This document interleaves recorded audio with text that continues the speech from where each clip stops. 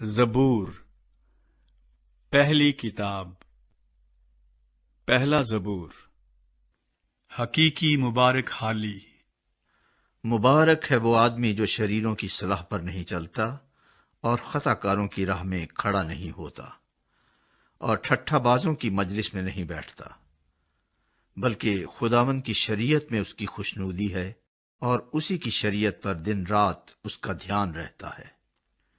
وہ اس درخت کی مانند ہوگا جو پانی کی ندیوں کے پاس لگایا گیا ہے، جو اپنے وقت پر پھلتا ہے اور جس کا پتا بھی نہیں مرجھاتا۔ سو جو کچھ وہ کرے بار بار ہوگا۔ شریر ایسے نہیں، بلکہ وہ بھوسے کی مانند ہیں جسے ہوا اڑا لے جاتی ہے۔